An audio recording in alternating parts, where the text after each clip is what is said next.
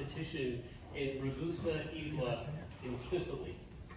These artists travel from all over the world to compete in Sicily, and then the winners tour from that competition, comes to the U.S., and they tour through several cities on their way to Carnegie Hall for their final concert.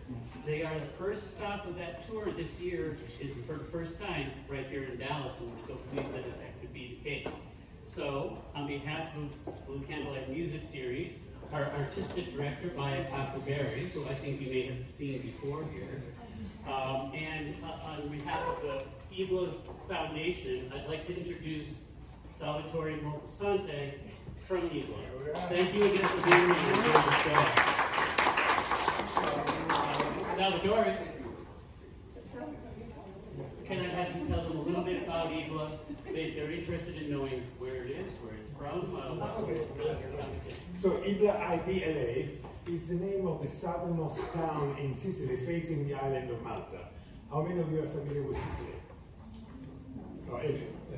There's a few down there as well. So it's a beautiful Baroque town, and what we do there every year, we started in 1990 with, at the time I was a student at the University of North Carolina, and the chancellor of the university helped me to start this foundation and fundraise for scholarships and awards.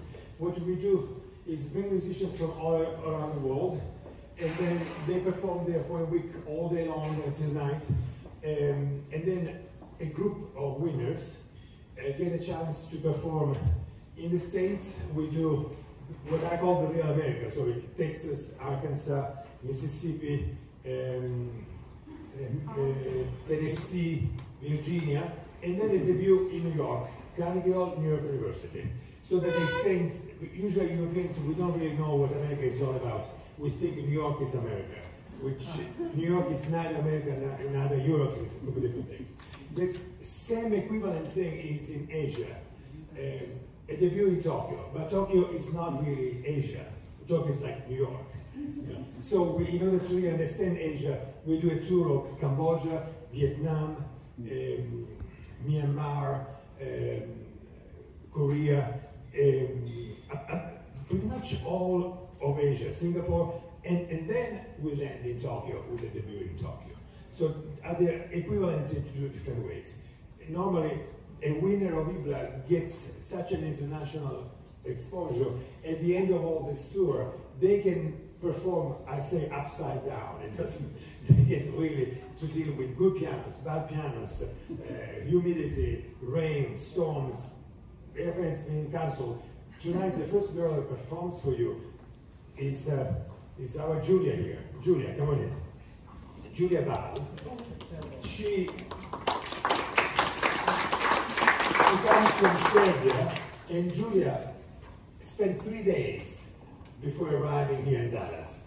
In New York and Newark, at the last section of the trip, she was at the airport from 2 o'clock waiting to depart at 6, and then 8, and then 10, then midnight, and then 2, and then at 6 in the morning. She didn't sleep. Arrived yesterday. She just took a shower and performed here beautifully, and then took a nap, went to sleep as soon as she had the piano. So, and she's like the symbol of what an Ibla winner is. Excellent, but not a prima donna, ready to survive on any problem and deliver at any time. Thank you so much for being here today.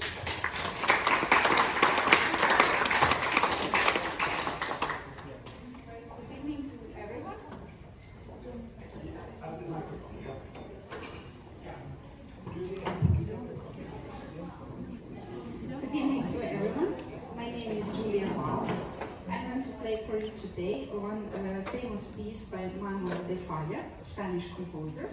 The name of the piece is Ritual Fire Dance. It's from the ballet El Amor Tuyo. I can tell a little story about the piece. So Manuel de Falla, when he wrote this piece, he was inspired by one legend of Spain about a girl named Candela.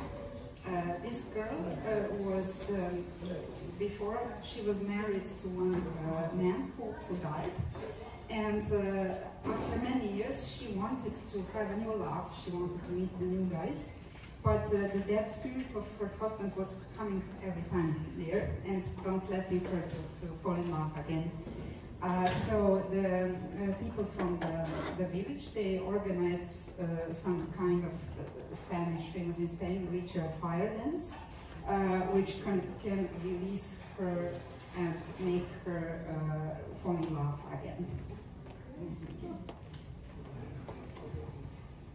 Does anybody need a program before we start? We have a Everybody's got something good. Oh. Thank you.